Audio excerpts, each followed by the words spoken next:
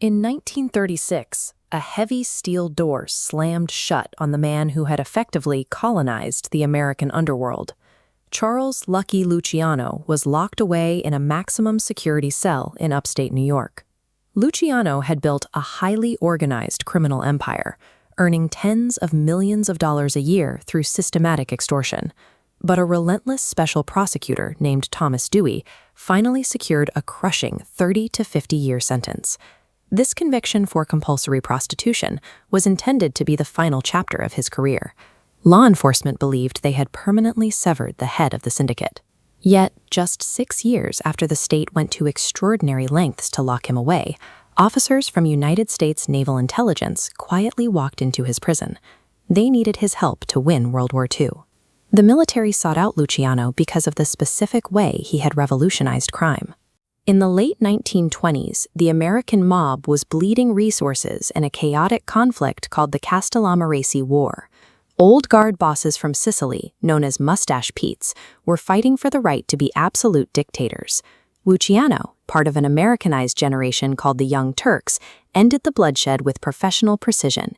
He orchestrated the assassination of the top feuding bosses and completely rewrote the rules of the underworld. This FBI marp illustrates his creation, the Commission. Luciano established a board of directors. Major families operated as a unified board, settling disputes via voting. This structure allowed them to gain absolute control over New York waterfront unions. When war reached American shores, the Navy realized this existing underworld hierarchy was the only force capable of policing the docks. The syndicate's network of lookouts and enforcers was a ready-made security apparatus for a nation terrified of maritime sabotage. By 1942, German U-boats prowled the East Coast, sinking over 100 merchant ships. Naval intelligence feared Axis sympathizers among dock workers were tracking ship movements and tipping off the submarines. The military needed to ensure absolute loyalty on the waterfront. With the governor's permission, naval officers bypassed the law to ask the imprisoned big boss to enforce order across the piers. Luciano agreed. Almost overnight, the climate on the docks shifts. Strikes and slowdowns vanished. Deep-sea fishing boats were even equipped with Navy radios, turning WAB-controlled fleets into a frontline surveillance network. The United States military had effectively outsourced the wartime security of its most critical logistical hub to a federal inmate. The partnership soon expanded overseas. As the Allies planned the invasion of Sicily, known as Operation Husky, they lacked tactical intelligence on the local terrain and the dialects of the interior. Luciano provided the necessary introductions. Naval intelligence officers deployed with the first wave of troops, using the boss's name to embed with local Sicilian contacts who were hostile to Mussolini. Guided by this underworld network, officers successfully retrieved classified schematics of German defensive positions and pinpointed the exact locations of offshore minefields. By identifying these threats before the main landing, the intelligence secured through the mob directly saved American lives on the beach of Italy.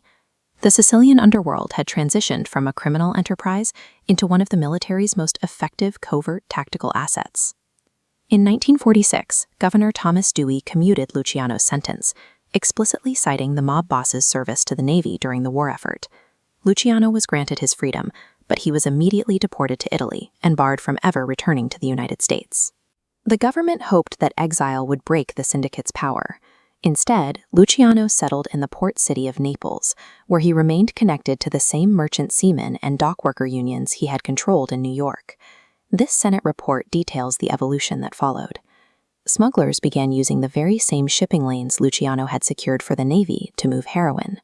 Seamen carried the drugs off ships on their persons, bypassing customs to reach the syndicate's distributors in the U.S. By leveraging the maritime infrastructure of the Mediterranean, Luciano oversaw a global heroin pipeline. The same logistics that protected American ships during the war were now fueling a devastating domestic narcotics trade. By 1951, the Senate organized the Kefauver Committee to investigate the true scale of the evolved underworld. The committee's general observations, seen here, describe a national crisis. Syndicate, with tentacles reaching into virtually every community in the country. The report issued a desperate plea for constant vigilance, realizing the mob had outgrown the capacity of local police departments. Lucky Luciano built a criminal machine so brilliantly organized that when the United States faced its greatest existential threat, winning the war required cutting a deal with the devil.